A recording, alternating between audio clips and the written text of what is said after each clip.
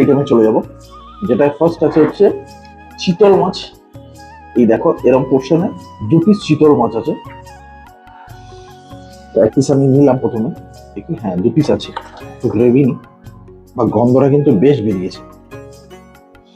এবার চিতল মাছটাকে এই দেখো এইরকম, এটা কিন্তু চিতল মাছের মুইঠা নয়, পুরো চিতল মাছের পেটিটাই রয়েছে।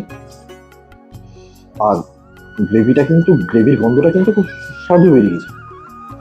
তো এইবার আমি যেটা করব, গ্রেভিটা আগে টেস্ট করে নিই। এখানে ধনেপাতা বেশ সুন্দর করে দেওয়া আছে, চলো একটু খেয়ে দেখি।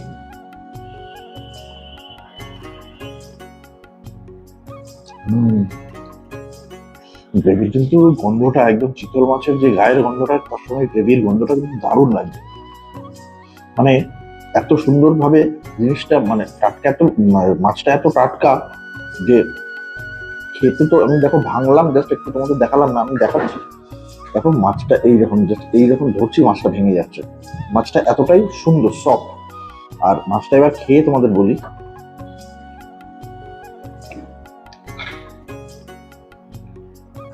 মাছটা অসাধারণ কিন্তু, মানে না খেলে আমি তোমাদের বলে এতটা ভাষায় প্রকাশ করা যাবে না। আর গ্রেভিটা এত দুর্দান্ত হয়েছে সেটা ভাববার বাইরে। চিতল মাছের গ্রেভিটা অসাধারণ আছে। মানে এরপরে যেটা আছে সেটা খাবো কিভাবে সেটা বুঝতে পারছি না, মানে মনে হচ্ছে চিতল মাছ দিয়ে পুরোটা খেয়ে নিই। দারুণ হয়েছে গ্রেভিটা। তো এরপর যেটা আছে সেটা হচ্ছে আমি হাঁপিয়ে গেছি।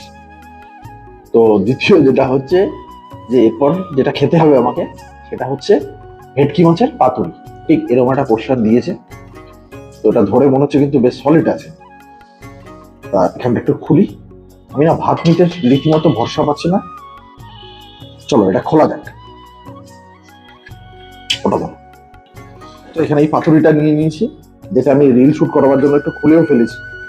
এই যে দেখো পাতুরিটা হচ্ছে এইরকম, জাস্ট পুরো সলিড মাছ রয়েছে।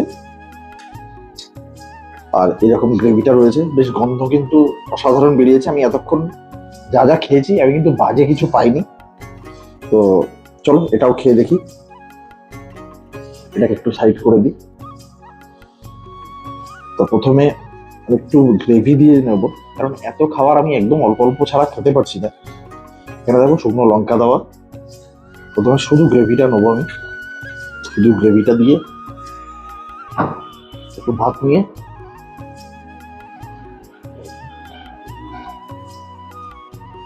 একদম, মানে প্রমিনেন্ট যেটাকে ভেটকি পাতুরি বলে একদম ঠিক সেটা। কারণ কি তোমাদের বলে দিচ্ছি, সর্ষের একটা ফ্লেভার আছে।